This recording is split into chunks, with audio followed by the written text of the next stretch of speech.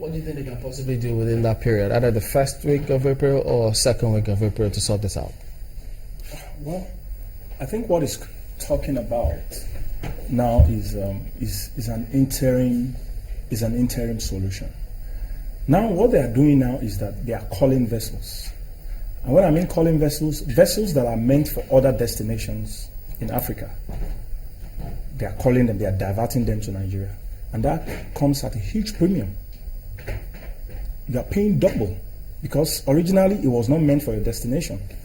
But because they are businessmen, they want to make profit, they want to maximize profit. If you call them, they will come. Is that what he means when he says infrastructure or putting in templates? No. I'm just talking about some of the principles that may assist in making us have sufficient product within the time frame he gave. So I'm telling you, those are some of the things they're trying to do.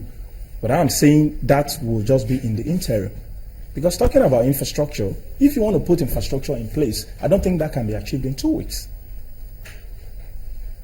To fix the refineries, to get the depots running, but do you believe him? Bus pipelines. Do you believe him when he says that, I'm working hard to ensure that this is solved in 2 weeks? Do you think it's feasible within the first 2 weeks of April? I think this should be over, but I'm working hard to see if this can be done in the first week of April. Well, to some extent, I think I want to believe him. But just like I said, whatever is going to happen is going to be an interim solution. The queues are going to come back. The queues are definitely going to come back because there is no magic that can happen in 2 weeks for us to have consistent supply. So clearly, you can't put any template within now and 2 weeks. No. It's just to improve supply. It's just to improve such supply that those queues will fizzle out. Fizzle out. That's what's going to happen. But I can't bet it can happen in 2 weeks. The queues will come back. Why? Because we still haven't addressed that infrastructural challenge. We have not and then the private sector hasn't come in to also start supplying. So the issues are still there. What about the sector? I mean, because I still remember you saying something about, this refineries bidding for crude oil. That doesn't make any difference? Well, that will make some difference, but just like I said, there has to be private sector participation. That's just an NNPC affair. The private sector must come in. They cannot give us all what we need. We need about 40 million liters in a day. They cannot possibly provide us with all that. What if they can? What if they can? I doubt it, Margaret. Well, let's go over. Give them 100%. We can see what is happening now. Let's get to Hector Ibikewoba, who is the editor-in-chief of Sweet Crude. Morning, and thank you for joining us this morning here, actually. Could you tell us, look, this challenge, this is what you've been focusing on for a long time. What, in your perspective, is the way out of this quagmire? Well, the way out of this quagmire is simple. The government needs to come to terms with the reality on ground. This problem wouldn't be solved by grandstanding or magic like the GMD, NNPC, and Minister of Petrol put it. It will be solved by coming up with a clear policy, a clear, well-articulated policy on deregulation.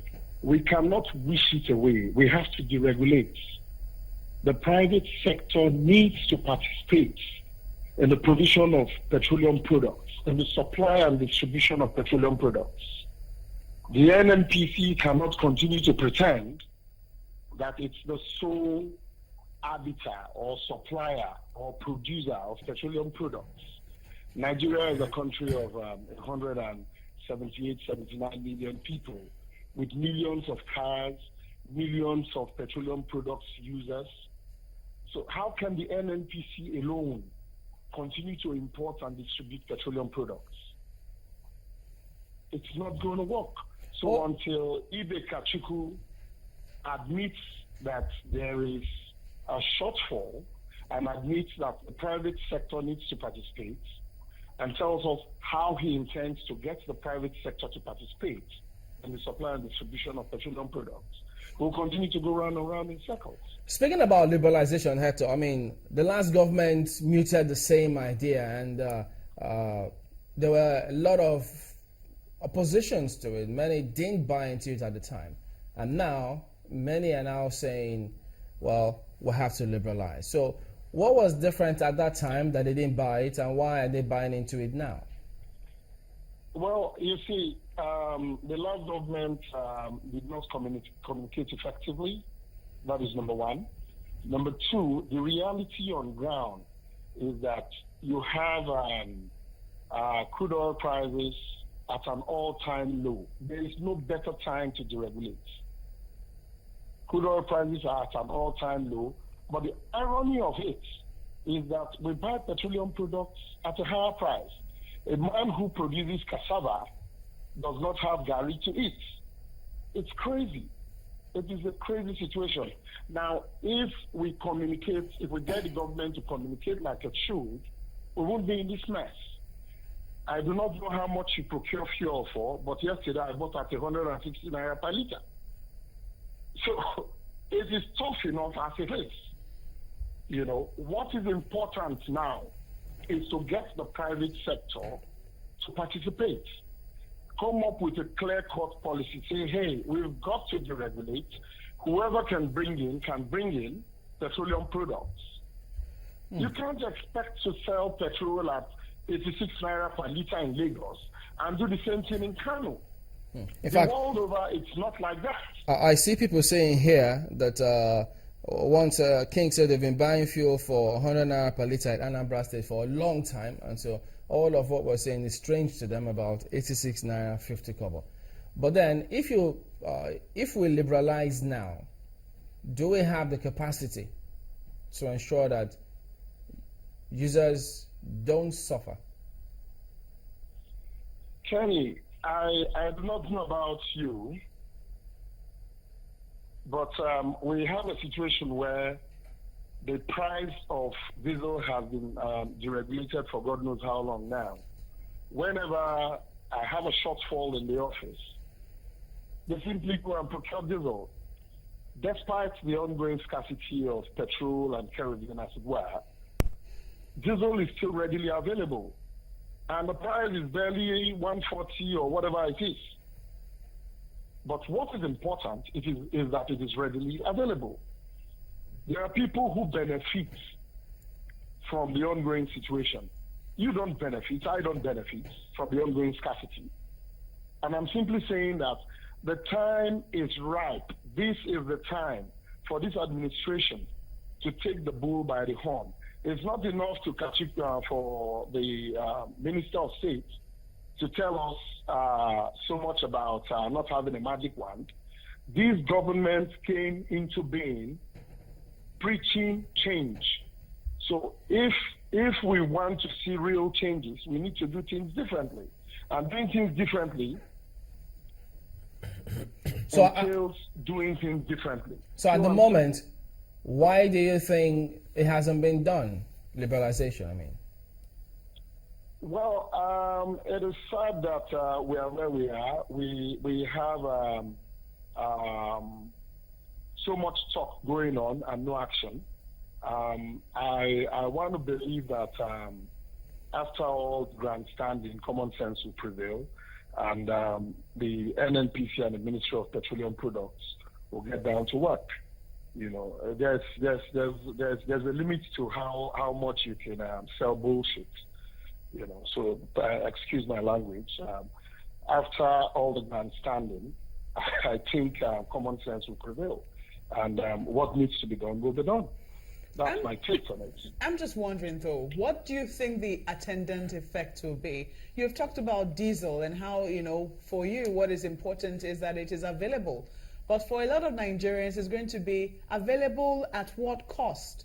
And what exactly is going to be the effect of it possibly on the Naira? I've asked that, well, let's take that one first. Available at what cost do you think is going to be to Nigerians? My dear, can I ask you a rhetorical question? Have you checked the cost of the lack of availability? Do you know what the cost is to the economy at the moment? That's the question. That is the more important question in this mix. The cost of the lack of availability of petroleum products on the economy is deeper and much more impactful than a higher cost. Do you appreciate that reality?